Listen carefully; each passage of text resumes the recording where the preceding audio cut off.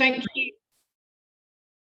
Thank you, Nick, and it's lovely to be here in virtual land. So just to introduce ourselves, my name is Carinna Parraman, and I'm Director of the Centre for Fine Print Research.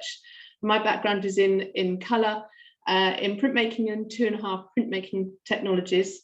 And I'm standing with my colleagues, Fabio Daniano, who's Associate Professor and is trained as an architect and specialises in 3D design, robotics and digital manufacturing, and Wuon-Gean, who trained as a vet and is a research associate, printmaker and editor of our printmaking journal. So we'll say hello. Hello. So we'll start with the slide presentation. So our small group today is very much a representation of the diversity of skills and knowledge at the Centre for Fine Print Research, from material. Could you possibly share your screen so we can see it in large form, please? Is that on our directly on our webcam? So if you can... Okay, so in that case, I'll just tell people, and if you click on the three, if you go to the tile where you can see their presentation, click on the top right-hand corner with 3 buttons, and just pin that. You'll be able to see this full size. So sorry about. I just thought I should point that out. Well, you can say view speaker view as well is another way to do it. Yeah. Thank you. We'll start again. Right.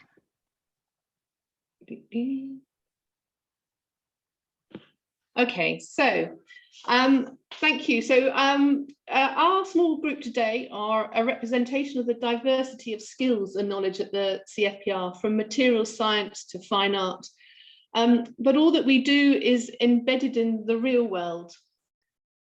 How machines interface with humans to make things that have a real world application.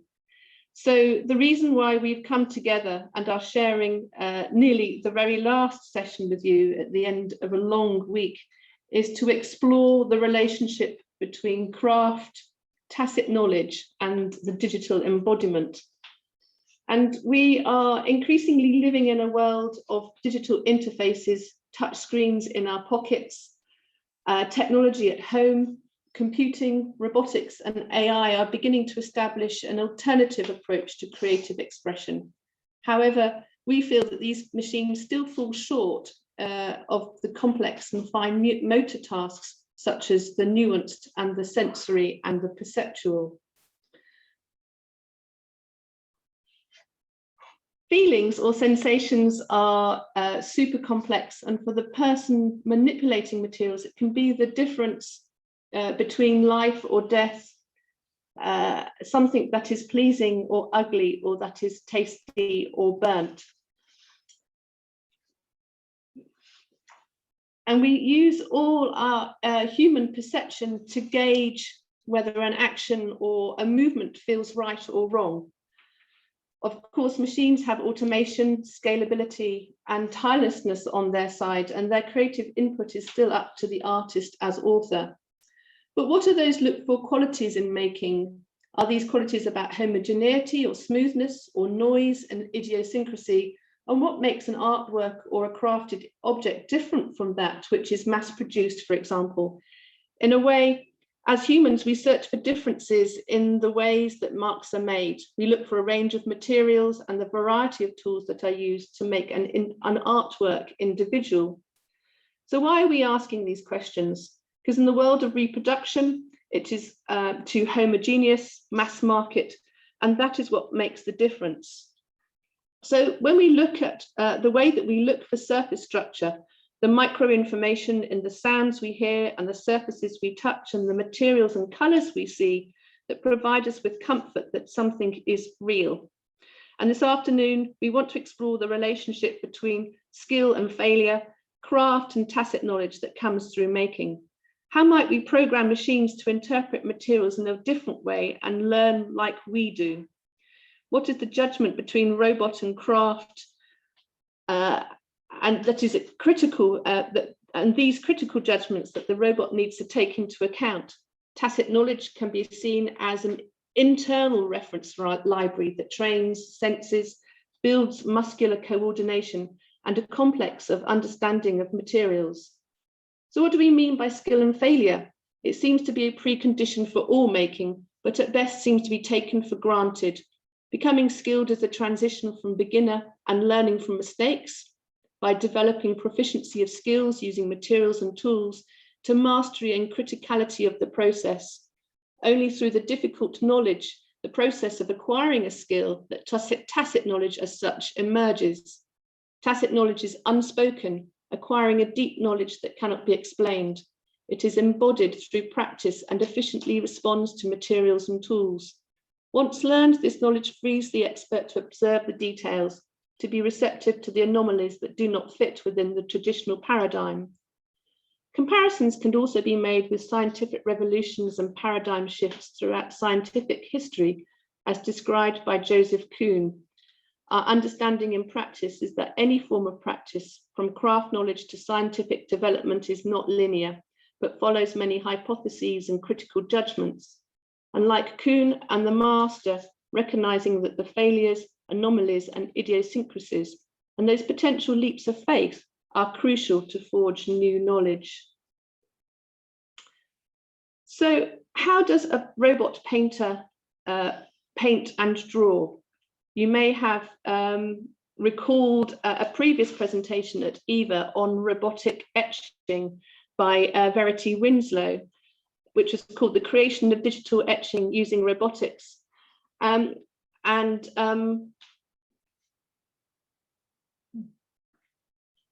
Just lost my notes. So that's the other one, and this is the robotic painting by Fabio Daniano. So what I'd like to do is I'd like to hand you over to Wenjin Ho, who will be talking about constructed sound. Over to you, Wenjin. Hello, everybody. I pre-recorded my talk, so here's the video. Hello, I'm Wenjin, and I'm a research associate from the Centre for Fine Print Research in Bristol. I'm interested in how tacit and embodied knowledge is necessarily multimodal. So we have information that comes into us from the world about things that we perceive with hearing, sight, and touch, and they're inextricably linked. And particularly interested in this topic after a whole year of COVID isolation, where the only way of engaging with the world was through the flat screen.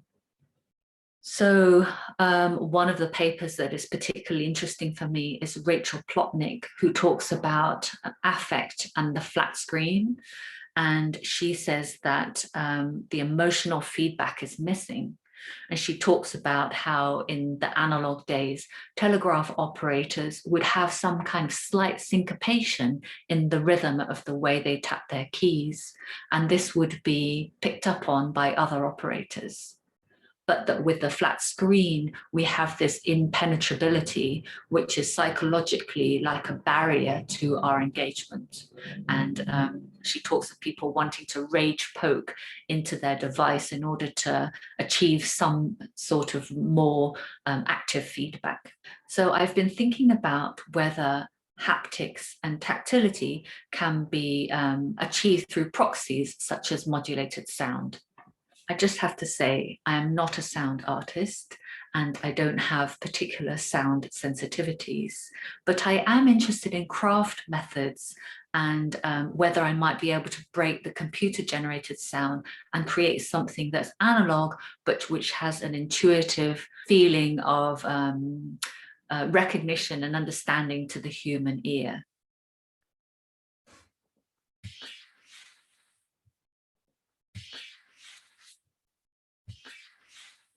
So my experiment is based upon Japanese woodblock printmaking, and I'm just taking a very simple gesture.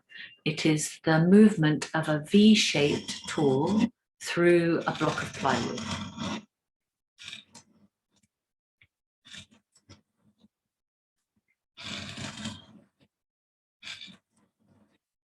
Now the sound you hear is the sound of a sharp blade of metal slicing through the organic fibers within the wood, and the tool is going parallel to the grain, so it's a very regular kind of smooth sound to the process. At the same time, I used slow motion capture. Now, this is a very basic camera and it only does 100 frames per second, but I wanted to see what that would be like if I slowed it down in order to show the details of the gesture. Now, if you slow down a gesture, the associated sound is also slowed, and this brings the pitch right down and it doesn't feel correct.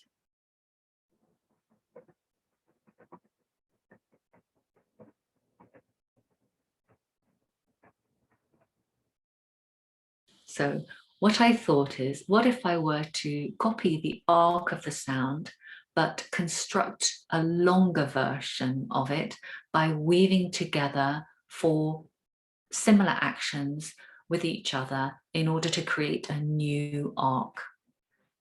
It's probably simpler to show you than to explain it verbally. So I'm going to show you what I actually did.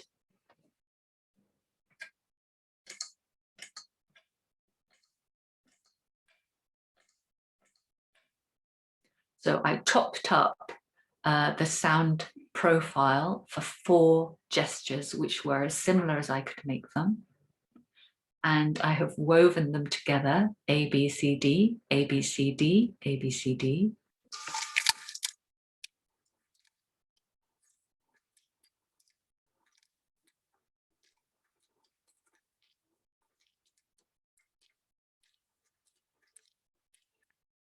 And where some of the gestures were slightly shorter than others, I would have to eliminate them. So it would be A, C, D, A, C, D, A, C, D. The minimum sample rate for the Premiere Pro is 1/25 of a second. I know that if I were to use more advanced recording, I might be able to have so smaller granular units of sound.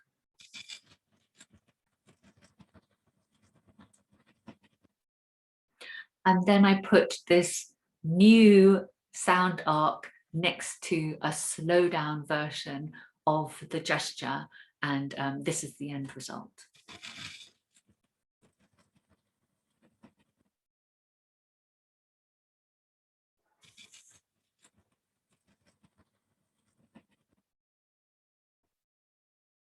I was very much inspired by 9-beat stretch, which is a stretching of Beethoven's Ninth Symphony to 24-hour time duration. And it was created with an algorithm by Bill Schotstedt. And he talks about short enveloped grains of sound which have been overlapped and blended in order to create a longer duration of the same pitch. By the way, just coincidentally, I'd like to point out that in the source recording of all the gestures of the carving of wood, you can see the tool becoming progressively blunter because the sound profile changes over time. And this may also be information that could be used for machine learning. So I would be very interested in your comments and feedback to see whether this gives you any sense of heightened appreciation for the tactility of the movement. Thank you very much. Hello, everybody. So that was quite funny, and just from the point of view of Zoom and noise cancelling. So I think that's something that we can talk about later. Wenjin. I'm really sorry that that video had sound throughout that was cancelled. So I don't think you heard my video. I'm really, really sorry. The technologies just slipped between the cracks. So we heard it. Yes, we heard it. Thank you. Yeah. Oh, Not the noise. Not the noise, not the But constructed noise. You heard my talk, but you didn't hear the sounds that I'd made because they've been just... Not all. No, no. No. So I think that's quite a good point. I think that we can talk about later on in the panel session. So anyway, without further ado, we'll move on to Fabio Daniano, who will be talking about another sense and how computer technology and computer-aided designers you're working with that. Yeah, in the past years, I've been working with blind people in the field of art, and there are a lot of questions that are coming out when you do this job. One is it right that a blind person is excluded from the visual world, from experiencing museums, for instance? And on the other side, is it really interesting for a blind person to experience something that is not made for him? And also, when you translate from visual to tactile, how can you be sure that what you are doing is correct? And are you respecting both the artist and the person that is trying to decode what the artist was trying to say? So these are paralyzing questions. I will not go through it. I will just show you some practical experiences that are mainly in the field of tactile objects, in sculptures, in architectures, and so on. So the idea is to put together touch and hearing at the same time, giving to the blind person a combination of information that can substitute sight as much as possible. If you want, this is a kind of augmented reality for the blind, and it works more or less like this. The blind person wears a special ring, a wearable, able to decode digital tags that are embedded into the work of art or replicas. When he touches the object, he has a tactile information, but a lot of other layers of information are missing in the narrative. So for this reason, the audio comment just gives the other information. Basically, the ring triggers a specific and relevant audio comment, and this is related to what is touching. And now we will see a practical and specific project that we made here. Is the UNESCO for All project, which aims to enable the access of 4 sites in Europe by translating art and architecture into tactile models. 4 countries are involved: Bulgaria, Croatia, Italy, and Spain. In the UNESCO for All project, the replicas were made to allow visually impaired to get an idea of the form of some works of art in a way that was sustainable, consistent, reasonable price, and also on a considerable size.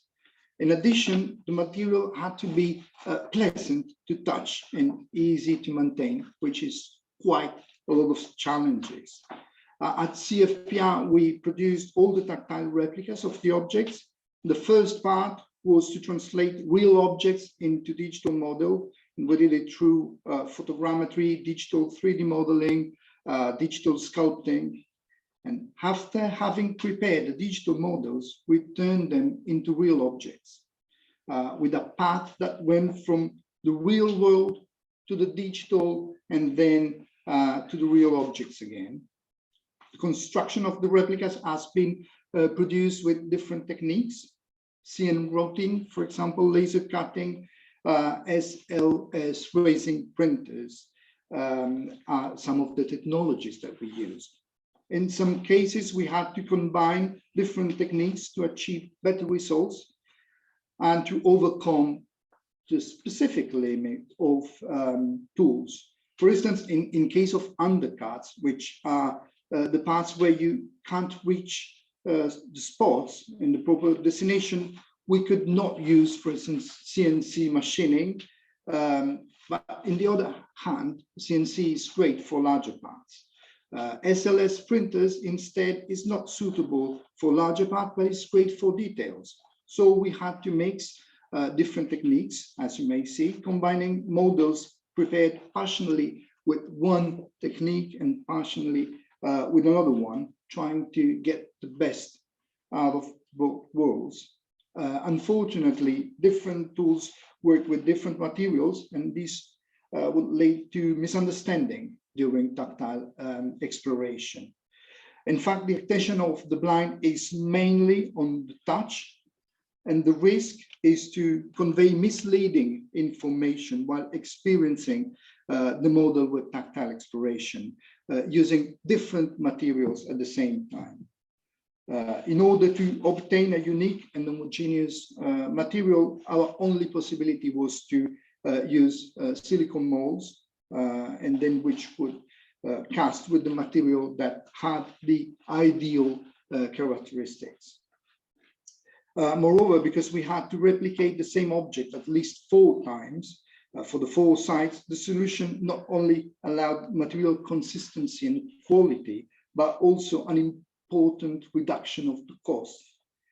And after the production of the replicas, we put the embedded electronics, and the material has been shipped to the local sites where it has been experienced by different groups of blind people, which is what you are seeing right now.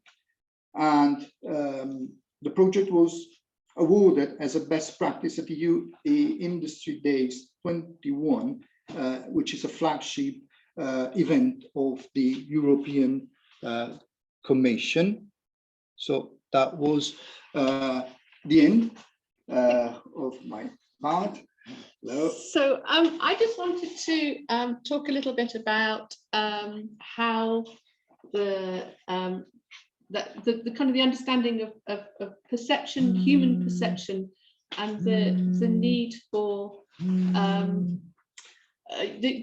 use of different senses, and the reason why I introduced my my colleagues from their other lives, their kind of their other professional backgrounds, is really about that idea of if you knock out one sense, how do you then kind of compensate for working in a real world, but also how that might have an impact in an augmented world as well. So I wondered if you could talk about, from your vet experience, about the sense of how you use hearing as well as the visual and the tactile.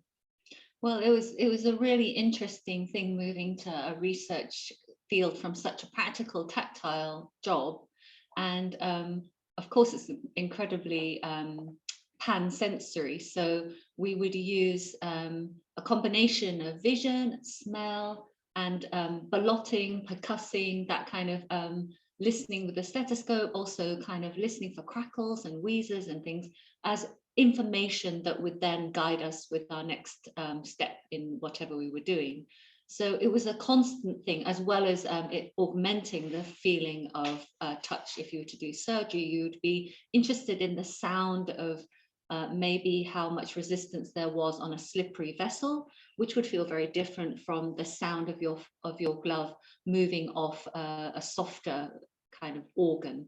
And so I realized that I use these on a daily basis naturally, and suddenly I was confronted with working with a screen, and then we were in lockdown and I was working with a screen on my own. So I had this sudden realization of the kind of attenuation of the richness of life, as it were. And this is what I guess all our projects have an interest in, which is to enhance that richness or bring it back into the virtual world, to give us, the people who've been deprived of richness, this kind of sense of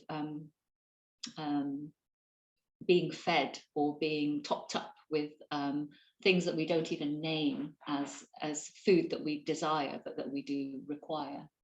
Yeah, and I think there's that lack, isn't there? So we've experienced quite a lack in those last couple of years in a kind of in that sort of sensory tactile environment. And I think from your point of view, from the projects that you're working on, where tactility is a really important component of both your own professional practice, not just from an academic point of view, but also from the research that you've been doing in the tactile interfaces. Yeah, I'm working mostly on visual things, because being an architect, and right now everything is visual, we use a lot of immersive technologies, of virtual reality, of augmented reality, and everything. So I know how sight is important, and on the other hand, I wanted to work with blind people just to see how it feels not to have that power tool that we have, and how hard it is to substitute it. And in some way, when you see the opposite side, you see also how weak is our use of the other senses, just because sight is predominant. But if you go back in the years, then you know how, for instance, as an architect, the first thing you do is to knock on things just to appreciate the quality of the material, how it sounds, is it structural or not, is it cold, does it has any smell, or how does this room works in terms of acoustic. And I think it's really interesting to see both the virtual part, which is 99% based on sight, but also the other part of it with other senses. And I mean, we are all using touch screen that has absolutely nothing to say because it's a flat surface with no information at all. Yeah, completely. And that's part of the reason why I was interested in sound, because sound leaps out of the speaker and pushes you slightly. So, you know, it is a physical force, even though I'm at the very beginning of my my sound exploration. Unfortunately, it has backfired, because obviously through this kind of mediation of the screen, that it actually acts as a filter and stops all the noise, and I think that's kind of quite fascinating, really, in as much that we are looking for the noise, the idiosyncrasies, the failures, the faults, but our digital interfaces are kind of filtering all those out, which I think is which is a shame. And Ironic, I think, yes, postmodern ironic, I think. but so yes, so have you got anything else that you wanted to add, or shall we? I mean, I think it's the end of a long week and I have a fantastic conference. So I don't know whether you have from your side questions or Any questions from the audience? Yeah, open it up to the floor if anyone has a question for the team. Just a little observation, actually. Firstly,